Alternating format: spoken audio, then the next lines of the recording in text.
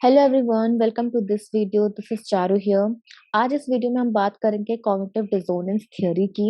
तो वीडियो में आगे बढ़ने से पहले अगर आप मेरे चैनल पे नए हैं तो चैनल को सब्सक्राइब कर लीजिए। अगर आप यूजीसी नेट साइकोलॉजी या साइकोलॉजी से रिलेटेड किसी और एग्जाम की तैयारी करते हैं तो चलिए वीडियो में आगे बढ़ते हैं। सबसे पहले बात करते हैं कि कॉग्निटिव डिसोनेंस क्या होता है। It is a state of psychological tension produced by simultaneously having two opposite या opposing cognitions। ठीक है। तो कॉग्निटिव डिसोनेंस बेसिकली क्या होता है कि जब आपके दिमाग में एक ही टाइम पे दो ऑपोजिट थॉट्स होते हैं या दो ऑपोजिट वैल्यूज एटीट्यूड्स होते हैं, तो आपके दिमाग को ना एक डिस्कम्फर्ट महसूस होता है, एक साइकोलॉजिकल टेंशन महसूस होता है कि एक ही टाइम पे दो वैल्यूज या दो एटीट्यूड्स एक कॉन्ट्राडिक्टरी जो होते हैं वो आपको टेंशन क्रिएट करते हैं। ठीक है। तो उसी टेंशन को कॉग्निटिव डिसोनेंस कहा जाता है। डिसोनेंस इसलिए होता है क्योंकि वो दोनों आइडियाज क्योंकि एक साथ हैं और दूसरा वो एक दूसरे से ऑपोजिट है। ठीक है। People are motivated to reduce the tension often by changing or rejecting one of the cognitions। ठीक है। तो अब कॉग्निटिव डिसोनेंस हो रहा है तो कहीं ना कहीं साइकोलॉजिकल टेंशन हो ही रहा है।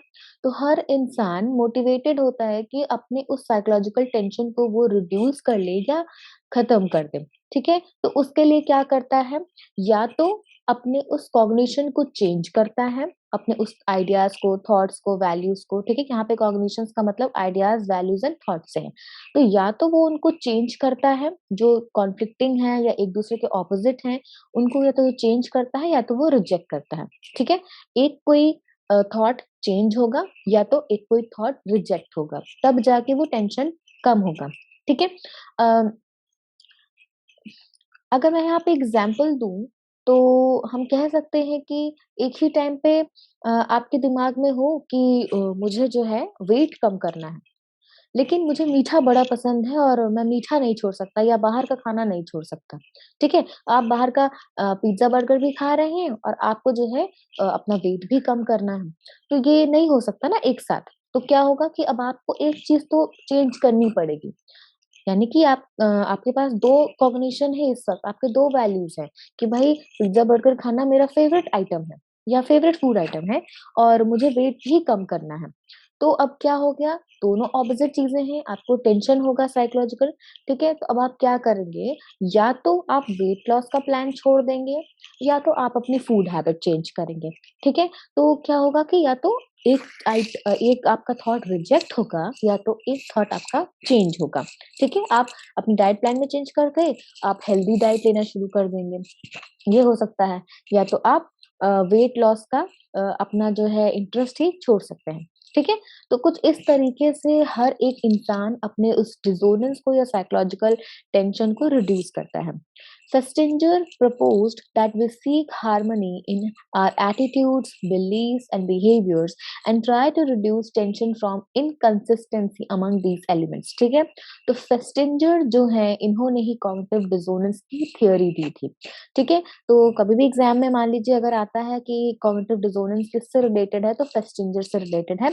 इन्होंने ही ये कॉग्निटिव डिसोनेंस की थ्योरी प्रपोज की थी। तो इनका ये मानना है, फेस्टिंजर का ये मानना है कि हर व्यक्ति हार्मनी को सीख करना चाहता है। तो इसके लिए वो क्या करता है कि अपने एटीट्यूड्स, बिहेवियर्स एंड बिलीव्स में कुछ इस तरीके से चीजें ऐड या रिजेक्ट करता है कि कंसिस्टेंसी बनी रहे। ठीक है। क्योंकि जहां पे इनकंसिस्टेंसी होगी वहां पे उनको टेंशन होगा। ठीक।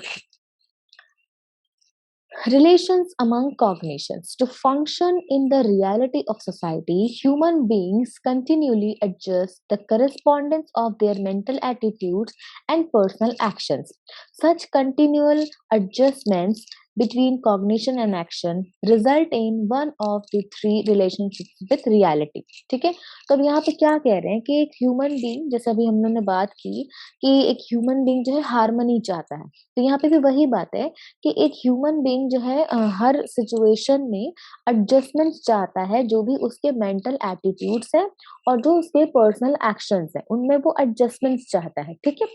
तो उस एडजस्टमेंट्स के वजह से वो जो उनके कॉग्निशन और एक्शन के बीच में जो रिलेशनशिप बनता है उस एडजस्टमेंट्स की वजह से, उसकी वजह से क्या होता है कि थ्री अदर जो टाइप के रिलेशनशिप्स हैं वो बनते हैं रियलिटी में, ठीक है। अ, यहाँ पे तीन तरीके के रिलेशनशिप्स बताए गए हैं। पहला है consonant relationship, irrelevant relationship, then dissonant relationship, ठीक है। तो कहने का क्या मतलब है कि जब मान लीजिए आपने सोचा कि अब मुझे वेट भी लॉस करना है और फूड आइटम में मुझे शुगरी फूड बड़ा पसंद है और पिज्जा बर्गर बड़ा पसंद है, तो अब क्या होगा कि आप चाहेंगे ना हार्मनी को हार्मनी को बनाने के लिए कि आपके मेंटल एटीट्यूड में और आपके जो पर्सनल एक्शन है उसमें जो है एडजस्टमेंट बने। तो जब आप इस एडजस्टमेंट्स को करना शुरू करते हैं तो थ्री तरह के रिलेशनशिप्स यहाँ पे बनते हैं, ठीक है। तो अब पहला क्या है कॉन्सोनेंट रिलेशनशिप, इसका क्या मतलब होता है टू कॉग्निशंस और actions consistent with each other, ठीक है। तो इसका क्या कहने का मतलब है कि जब दो तरह के थॉट्स या दो तरह के एटीट्यूड्स या दो तरह के एक्शंस जब एक दूसरे के साथ कंसिस्टेंट होते हैं, एक दूसरे के सपोर्ट में होते हैं, एक दूसरे से रिलेटेड होते हैं, तो क्या होता है इस तरह के रिलेशनशिप को कॉन्सोनेंट रिलेशनशिप कहा जाता है। अगर आपके थॉट में कि मुझे वेट लूज करना है और हम शुगरी फूड भी छोड़ सकते हैं, ठीक है, या छोड़ना चाहिए या मैंने छोड़ दिया, इस तरह का अगर आपके अंदर थॉट है तो ये क्या है एक कॉन्सोनेंट रिलेशनशिप है। यहाँ पे जैसे एक एग्जाम्पल दिया है not wanting to become drunk when out to dinner and ordering water then wine, ठीक है। तो अब यहाँ पे क्या है कि इसके हिसाब से एग्जाम्पल के हिसाब से कॉन्सोनेंट रिलेशनशिप क्या होगा कि जब आप बाहर जा रहे हैं और आपको ड्रंक नहीं होना है तो आपको क्या करना चाहिए, आपका एक्शन क्या होना चाहिए, या तो आप वाटर या तो आप कोल्ड ड्रिंक को ऑर्डर करेंगे ना कि वाइन, ठीक है। क्योंकि अगर आप ड्रंक नहीं होना चाहते तो जाहिर सी बात है आप वाइन नहीं ऑर्डर करेंगे। तो ये क्या हुआ, ये दोनों एक्शंस एंड जो बिहेवियर है वो एक दूसरे से रिलेटेड है, एक दूसरे से कंसिस्टेंट है, तो इसलिए ये रिलेशनशिप एक कॉन्सोनेंट रिलेशनशिप है। देन इररेलेवेंट रिलेशनशिप क्या होता है टू कॉग्निशंस और actions unrelated to each other, यानी आपके दो थॉट्स हैं, दो बिलीव्स हैं, दो तरह के बिहेवियर हैं जो एक दूसरे से मैच नहीं करते या एक दूसरे से कोई मतलब ही नहीं है, ठीक है। वो ऐसे एक्शंस और थॉट्स हैं या ऐसे बिलीव्स हैं जिनका आपस में कोई लेना देना ही नहीं, ठीक है। यहाँ पे एग्जाम्पल क्या दिया है not wanting to become drunk when out and wearing a shirt, ठीक है। अगर आप बाहर जा रहे हैं डिनर के लिए और आप ड्रंक नहीं होना चाहते हैं तो आपको क्या करना चाहिए, शर्ट पहनना चाहिए, टी शर्ट पहनना चाहिए, है ना। ये अनरिलेटेड चीज है, शर्ट पहनने या टी शर्ट पहनने से यहाँ कोई मतलब नहीं है ड्रंक होने या ना होने का। जो पहला एग्जाम्पल था कि आप वाटर या कोल्ड ड्रिंक बनाए ऑर्डर करें रादर देन वाइन, ठीक। तो इसलिए ये क्या था एक इररेलेवेंट रिलेशनशिप था, कॉन्सोनेंट रिलेशनशिप नहीं है। देन आता है आपका डिसोनेंट रिलेशनशिप, टू कॉग्निशंस और actions inconsistent with each other, ठीक है। तो जब दो कॉग्निशंस, दो बिलीव्स, दो एटीट्यूड्स और दो बिहेवियर्स इनकंसिस्टेंट होते हैं एक दूसरे के ऑपोजिट होते हैं, एक दूसरे से रिलेटेड नहीं होते हैं, एक दूसरे को सपोर्ट नहीं करते हैं, तब ये क्या होता है डिसोनेंट रिलेशनशिप कहलाता है। जैसे कि एग्जाम्पल दिया है not wanting to become drunk when out but then drinking more wine, ठीक है। अब डिसोनेंट रिलेशनशिप यहाँ पे क्या होगा कि आप जो है ड्रंक नहीं होना चाहते हैं लेकिन आपने रेस्टोरेंट में जाकर या बार में जाकर वाइन ही ऑर्डर कर ली, तो जब आप वाइन ऑर्डर कर ली, वाइन आपने पी ली, तो ड्रंक होना नेचुरल है, ठीक है। आप ड्रंक नहीं होना चाहते हैं लेकिन तो ये पॉसिबल नहीं है ना, तो ये डिसोनेंट रिलेशनशिप हो गया। तो यहाँ पे तो जब भी बेसिकली एक ह्यूमन बीइंग अपने एक्शन और अपने एटीट्यूड के बीच में एडजस्टमेंट्स करता है तो ये तीन तरह के रिलेशनशिप जो हैं बनते हैं हमारे रियलिटी में, ओके। अब बात करते हैं magnitude of dissonance. The term magnitude of dissonance refers to the level of discomfort cause to the person. तो मैग्नीट्यूड ऑफ डिसोनेंस क्या होता है कि एक पर्सन का जो डिसोनेंस है या जो कॉन्फ्लिक्टिंग थॉट्स की वजह से जो उसको डिस्कम्फर्ट फील हो रहा है उसका लेवल क्या है, ठीक है। तो उसी के लेवल को यहाँ पे मैग्नीट्यूड कहा गया है। This can be caused by the relationship between two different internal beliefs or action that is incompatible with the beliefs of the person. ठीक है, तो यहाँ पे क्या बात हो रही है कि ये जो मैग्नीट्यूड ऑफ डिसोनेंस है, ये उस रिलेशनशिप के ही वजह से होता है जो उसके इंटरनल बिलीफ और उससे एक्शन के बीच में होता है। ठीक है, तो रिलेशनशिप जस्ट अभी हम लोगों ने देखा था वो 3 तरह के रिलेशनशिप। तो सबसे ज्यादा मैग्नीट्यूड किस में होगा? डिसोनेंट बिहेवियर में होगा। ठीक है, अगर हम यहाँ से चलें तो सबसे कम मैग्नीट्यूड डिसोनेंस का किस में होगा? हमारे कॉन्सोनेंट रिलेशनशिप में सबसे कम तरह का या सबसे लोएस्ट लेवल का डिसोनेंस होगा।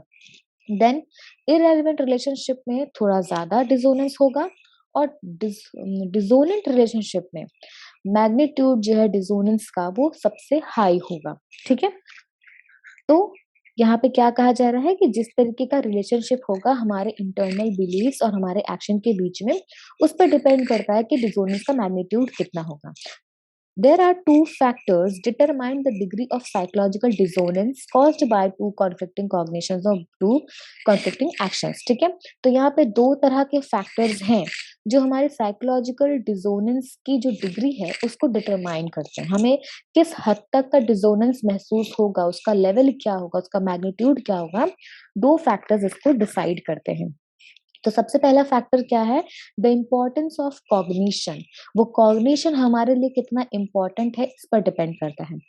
The greater the personal value of the elements, the greater the magnitude of the dissonance in the relation. ठीक है, तो मान लीजिए अगर आप दो थॉट्स अपने दिमाग में रखते हैं और वो दोनों ही थॉट्स आपके लिए बहुत इंपॉर्टेंट हैं, आप दोनों ही छोड़ नहीं सकते, दोनों को ही चेंज नहीं कर सकते, रिजेक्ट नहीं कर सकते, तो उतना ही ज्यादा आपको डिसोनेंस होगा, राइट? जैसे अभी मैंने एग्जांपल दिया कि आप वेट लूज भी करना चाहते हो और आप शुगरी फूड भी छोड़ना चाहते हैं। ठीक है, तो ये बड़ा मुश्किल है आपके लिए। वेट लूज करना भी एक इम्पॉर्टेंट थॉट है, लेकिन शुगरी फूड छोड़ना उतना ही मुश्किल है ना? तो दोनों चीजें आपके लिए इम्पोर्टेंट है, क्योंकि एक तरफ बात है आपके टेस्ट की और एक तरफ बात है आपके हेल्थ की। तो अब दोनों चीजें इम्पोर्टेंट होने की वजह से आप इनमें से किसी भी एक को चेंज नहीं कर पा रहे या छोड़ नहीं पा रहे, तो इससे क्या होगा कि डिसोनेंस सबसे ज्यादा होगा। When the value of the importance of the two dissonant item is high, it is difficult to determine which action or thought is correct. ठीक है, तो जब वैल्यूज जो हमारे वैल्यूज है या हमारे थॉट्स हैं, जब उनमें उनकी इम्पोर्टेंस ज्यादा होती है, तो हमारे लिए ये डिफिकल्ट हो जाता है ये पता कर पाना या ये समझ पाना कि कौन सा थॉट या कौन सा एक्शन इम्पोर्टेंट है, कौन सा करेक्ट है, कौन सा ऐसा जिसे छोड़ा जा सकता है। ठीक है, ये बड़ा मुश्किल हो जाता है। Both have had a place of truth at least subjectively in the mind of the person. Therefore, when the ideas or actions now clash, it is difficult for the individual to decide which takes priority. ठीक है, तो अब यहाँ पे क्या है कि क्योंकि हेल्थ भी ज्यादा इम्पोर्टेंट है और हमारा टेस्ट भी इम्पोर्टेंट है, तो बड़ा मुश्किल हो जा रहा है कि क्या डिसाइड करेंगे। ठीक है, तो यहाँ पे ये नहीं समझ में आता कि किसको हम प्रायोरिटी दें, हम अपनी हेल्थ को प्रायोरिटी दें कि टेस्ट को भी प्रायोरिटी दें। क्योंकि आपने कुछ लोगों से सुना होगा कि उनके लिए टेस्ट भी इम्पोर्टेंट होता है। वो लोग ऐसे कहते हैं कि भाई एक ही जिंदगी मिली है, हम सब कुछ टेस्ट करना चाहते हैं, हम सब कुछ खाना पीना चाहते हैं। ठीक है, तो हर इंसान की अपनी अपनी सोच होती है, अपनी अपनी उनका अपना बिलीफ होता है।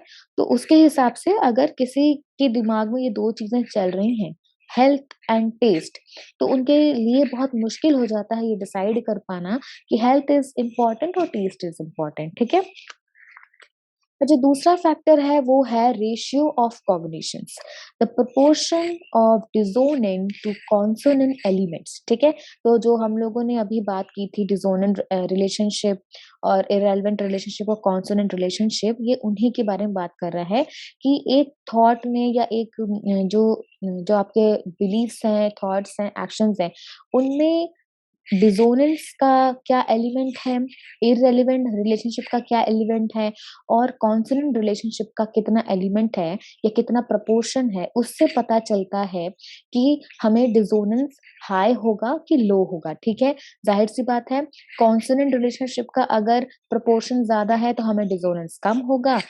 इररेलेवेंट का थोड़ा सा है तो हमें थोड़ा सा ज्यादा होगा कॉन्सोनेंट के कंपैरिजन में, और अगर डिसोनेंट का प्रोपोर्शन ज्यादा है तो हमें डिसोनेंस ज्यादा होगा। ठीक है, there is a level of discomfort within each person that is acceptable for living। ठीक है, हर व्यक्ति के अंदर एक डिस्कम्फर्ट का लेवल होता है। ठीक है, मतलब ये होता है कि एक एक सीमा होती है या एक लेवल होता है जहां तक वो अपना डिस्कम्फर्ट बर्दाश्त कर सकते हैं, सहन कर सकते हैं। ठीक है, वो एक्सेप्ट कर सकते हैं कि भाई ठीक है, इतना डिस्कम्फर्ट चल रहा है।